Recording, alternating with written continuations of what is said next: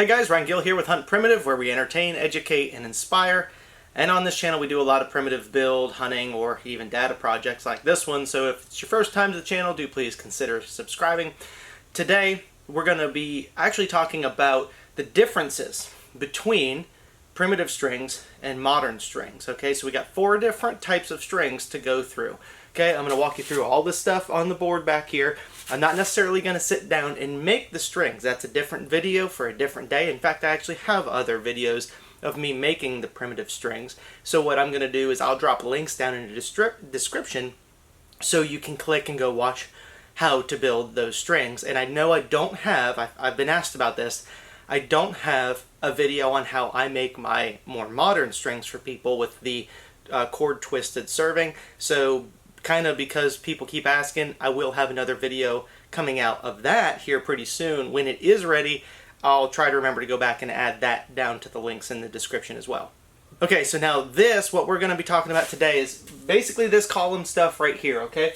This is from the last video we did on the primitive sealer stuff, so just kind of ignore all of this. I'm getting really close to finishing this up. Actually, it is finished up, so as soon as I'm done with this, I can erase all of this. It'll be put into my future book that's coming up, so all of this data will be readily available for everybody. But what we're talking about today is just this. Now all this has to do with is the difference between sinew, yucca, dacron, and then fast flight, or realistically it's 8125. So you get 8125, B55, because I don't think you can get B50 anymore, but that's what I got, and yucca, which I have a video on making a yucca bowstring, and I'll talk more about those in a little bit as well. And then the sinew. Okay, love sinew bowstrings. I'm doing a lot of work with primitive strings because it's all contextual for real primitive archery. Okay, so what I have is here is a whole bunch of different bows that we tested at their draw length, and all that information's here, and I'll walk through it and I'll tell you what feet per second each one of those shot. Now it's important to remember every one of these was done with the same exact arrow. So we got a 525 grain arrow. Okay, so this kind of stirred up a little bit of stuff in the last primitive sealer video that I did. There was some misunderstandings of what was going on over here, so I need to be able to go through and explain what all this is. This is just about primitive strings. That's all that this section is right here. But I'm going to walk you through and talk about what it all is. Okay, so hopefully that'll clear it up and give you a little bit better of an idea as what to expect out of primitive strings versus modern strings. Okay, so we jump right into the data now, and the first one that we did, it's an Osage Bow that's 55 pounds at 26 inches. Now, most of these bows, not all of them, and I'll explain the ones that aren't, most of these bows are going to be using more contextual style, like a larger nock. And the reason for that is when you're shooting real primitive strings, it's important because if you're going to have these heavy bows, heavy hunting bows, they have to have a pretty stout primitive string on them, and so you need a little bit bigger grooves to be able to catch them. And I will cover this one here in a couple more minutes, but this one's getting a little bit on the too small side. So this is my Osage Bow, and it's got a sinew string on it, and it's kind of like the bare minimum that I can get away with. It hangs on there, and they're cut in pretty deep. It hangs on there plenty good, but when you get smaller than this, it doesn't really work out so well with the primitive strings. With the modern strings, I mean, you can get away with like nothing on the ends. Okay, but that's what these numbers also are really based on, what we're interested in. I don't care personally about how fast I can get them to shoot with the modern strings. What I'm interested in is the yucca and the sinew strings, because that's contextual. That's what early man used, okay? So they didn't have any of this other stuff, but I know a lot of you guys at home are interested in the modern strings, and you want to kind of see the performance differences between it, because when all of this stuff wraps into a big lump that's going to be the book that I put out, it's all contextual. It's all about early man. It's not about modern primitive archery. It's about early man's primitive archery. So this stuff isn't that important for that book, but it's a good comparison. It'll all tie together. You'll see how it works later. It's kind of neat because all the components, the bows, the arrows, the strings, the size of the points, they all work together and create a good system for hunting. And it's a little bit different than we see today in the more modern world of the primitive archery. So hang tight for that book when it comes out, because it's going to be a good one. And of course, I'm going to do a lot more videos about that as well. So again, big information dump in this video as well. So it's more the nerdy video, okay? The nerdy primitive video. Okay, so the first one we are looking at is a 55 pounds at 26-inch draw with the sinew bowstring shot 149 feet per second. Okay, so that's pretty good. Okay, that's when you're really talking about the primitive strings, you're going to be shooting a much lower feet per second. The more modern type string, obviously the higher feet per second, typically on average. So we have 149 with the sinew, 150 with the yucca, which is very consistent. They kind of bounce back and forth. 161 with the dacron, and 168 with the fast flight, or the 8125. So that's kind of a pattern that we expect to see, you know, jumping. You're going to see patterns as we go along that typically you're going to jump anywhere from 5 to 10 feet per second, with there's a few anomalies in here. So move on down to the next one. Hickory Bow, it is 65 pounds at 23 inches. This is the bow that I did in the full Stone Age bow build project. Okay, so this was dried by a fire out of a green tree, and we made a bow. It's still like one of my favorite hunting bows. I absolutely love it, and it's very contextual with the sinew strings, what I hunt with it, but we threw the modern strings on it too to see what happens. And it shot 150 with the sinew string. Yucca was 151. Dacron was 156. And then we jumped all the way to 169 with the 8125. And that's a big jump. And so that's one of the anomalies I want to talk about, because we shot that over and over and over. In fact, we got to where it was 169, 170, 169, 170. I even shot a 171 with it at one point. And that's at 23-inch draw. But I like to either take the lower end or the real average. And because it was such a big jump, I went with the lower number. Why was it such a big jump? I have no idea.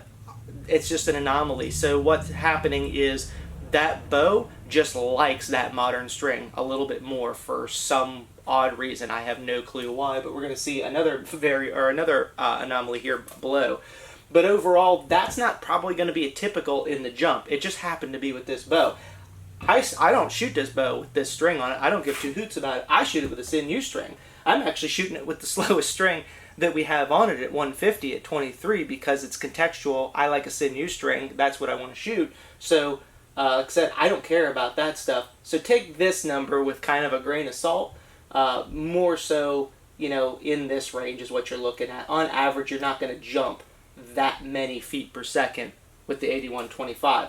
So then knocking down here, actually, you know what, let's go back. I want to address this, because you say, man, these numbers are really similar. And this is 65 pounds, and this is only 55 pounds. Why is that? This one is at 26-inch draw. This is at 23-inch draw. The longer the draw, the longer the power stroke. The longer the power stroke, the more speed you're typically going to get out of a bow. So bows that have longer draw lengths are typically going to shoot faster speeds, okay? Because speed compounds faster with a longer draw weight than weight alone. Okay, so you can actually have a 10-pound heavier bow and shoot relatively the same number in a 23-inch draw and only drop 10 pounds. You can drop a whole 10 pounds, that's quite a bit, but only drop 3 inches of draw, or gain 3 inches of draw, I should say. You're following along what I'm saying here. You gain 3 inches of draw, but drop 10 pounds. And still shoot the same numbers. So that's really neat, because, again, the longer you can draw, that's a longer power stroke, and therefore the more energy you're going to get into it. Now, why am I even messing with the lower draw lengths and stuff like that? That's a different video for a different day, but we actually did a poll, a survey of primitive shooters, and when I put that video out, it's probably going to really surprise a lot of people, but most of your primitive shooters have extremely short draw lengths, and that is really contextual for primitive man. Again, different video for a different day, but I wanted to do some bows with short draw lengths and some with longer draw lengths, so that's why we have some stuff here. I just wanted to test out different variables to see different speeds. Okay, so now we drop down to this one. This is a 58-pound Osage Bow at 23-inch draw. Okay, and it shot 144 with the sinew, 143 with the yucca, 155 with the dacron, and only 155 again with the 8125. And I just couldn't get it to squeeze out anymore, and I just don't know why. And sometimes bows are just different.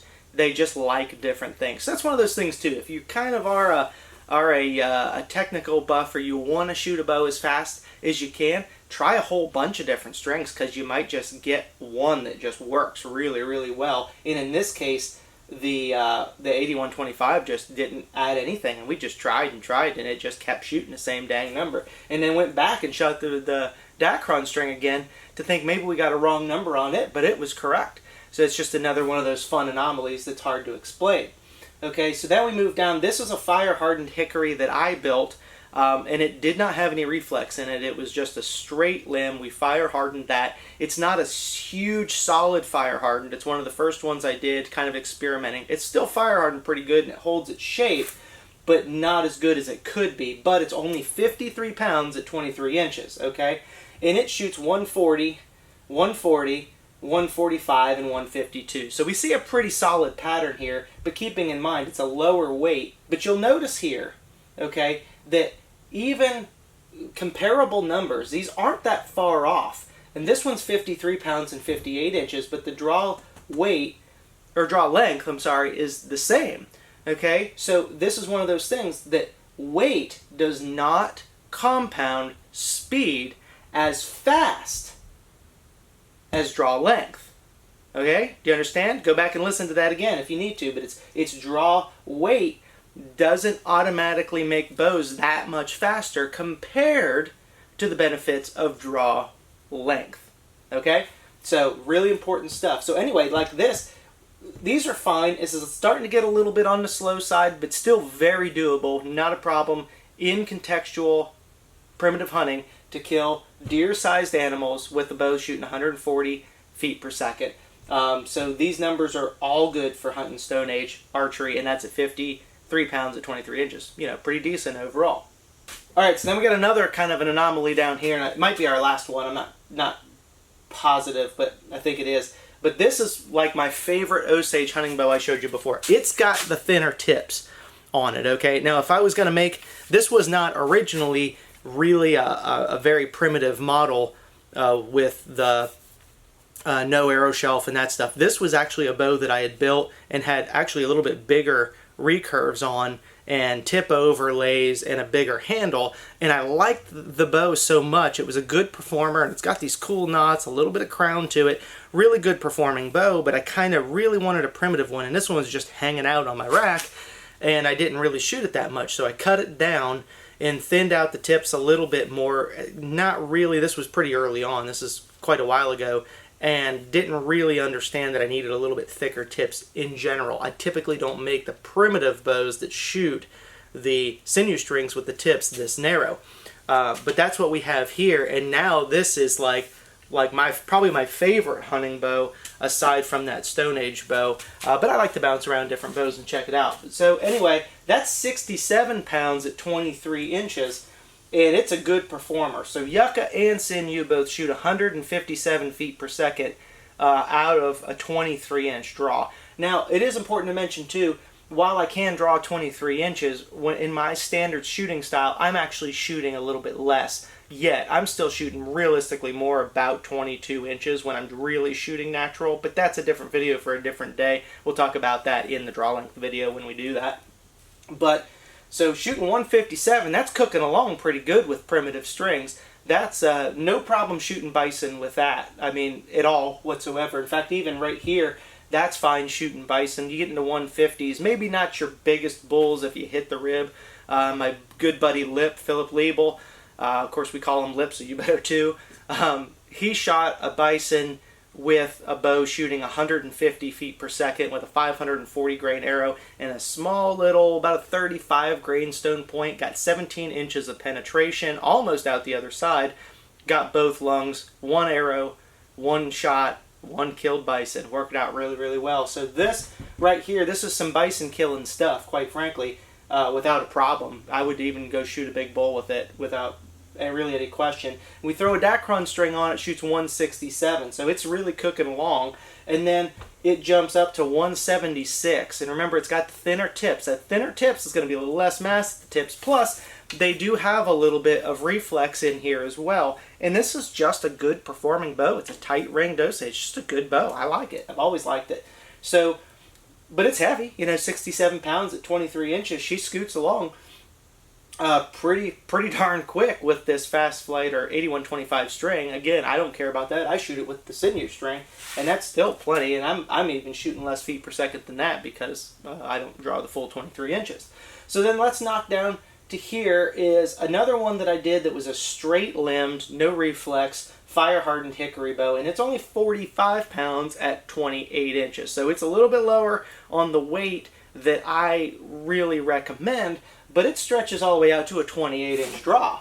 So I didn't shoot it with the sinew string. I just didn't have a sinew string that would fit it at the time. And since we're seeing extremely similar numbers, I didn't feel like just creating a string for this long bow, knowing that I'm probably going to get about the same number. So I figured if I see anything wildly different here, I'll go ahead and make it, but I just didn't do it. But it shot 142 with the yucca string that I had, and 146 with the dacron, and 151 with the 8125. So still, and you can see here, only 45 pounds at 28 inches, it's still shooting speeds that are fine for hunting. It's good, even with the yucca. So pretty good bow overall. And then this is the bow, Keith Shannon, this is his personal hunting bow. He sent this to me to test out. I wanted to test all this. I sent it back before I could do all of these tests, which I really wanted to do. But again, he has the really thin tips. Actually, his are super, super thin. They come down to where it was really hard. I couldn't even really get the sinew or the yucca like to stay on it. I had to put it up on it and then lash around the loop to pinch it on just so I could get the numbers. But he's didn't build the bow to shoot primitive strings. He's got it to shoot more modern strings, which is fine. And it's a good performing bow. So let's look at this one. This is personal hunting bow, and it's got fire hardened with the induced reflex. So when you unstring it, it holds reflex in it. And shoots 145 with the sinew, 147 with the yucca. So perfectly acceptable. What you'd be looking at a 50-pound bow at 26 inches. Pretty good. That's what we expect to kind of see. Again, longer draw length. So of course, then going back and remember too that this one, if you want to compare these two right here, this is kind of neat because this is 53 pounds and then this is 50 pounds. But remember, this has got a 26-inch draw, this has got a 23-inch draw. So you get 3 more inches of power stroke on this one, 3 pounds less weight. And what you're really seeing here is, look at that, you can jump up, you know, about 5 to 7 feet per second faster on this bow because of that longer power stroke. So that's pretty cool. Again, it's another way to showing you that the longer the draw length, the faster the speed compounds versus the weight. So anyway, it's a good bow. Shot 153 with the dacron and then 163 with the 8125. And so again, all the weights and stuff, like even his one here, I don't remember what he had it marked at, but weights are going to fluctuate a little bit per the humidity that it's in. I got the bow in, I put it up on the tiller tree, I measured exactly down to 26 inches, I pulled it on a digital scale. It's just, that's the weight that it is. I think he was a little confused and saw some of these things and wondered what I was getting the weight off of and testing. But I tested this one, 50 pounds at 26 inches, and these are the numbers that I got feet per second. Very, very consistent numbers, okay? It's a good bow, especially for the weight and the draw length. It's a very good bow. So I do like the fire hardened hickory stuff, and I'll talk a little bit more about that in a second as well. But I want to jump down here because this is what we had some confusion in the last video. Some folks saw this. I didn't explain any of it, but I want to. This says Keith Shannon, but it says blank, and I know it's written, I'll scribble it on here, but it's me. Keith Shannon sent me a fire hardened blank because I told him, I said, I want to make sure that when I do test the fire hardened stuff, I want to make sure that it's properly fire hardened to the depth and everything that it should be. So he's been doing really all the fire hardening stuff. He's been doing it longer than everybody else. So I really wanted to make sure we got that. So he sent me a blank that he fire hardened, and then I would finish the bow. So that's the Keith Shannon blank. I built the bow.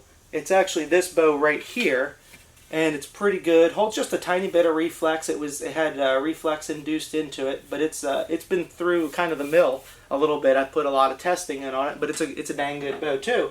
So it is 64 pounds at 23 inches, and it shot 156 with sinew, 154 with yucca, 161 with dacron, and 168 with the 8125. So really comparable with these ones. And if you look at this one, see, like the hickory bow that I did, it's not fire hardened at all. It's 65 pounds at 23. This one was 64 pounds at 23.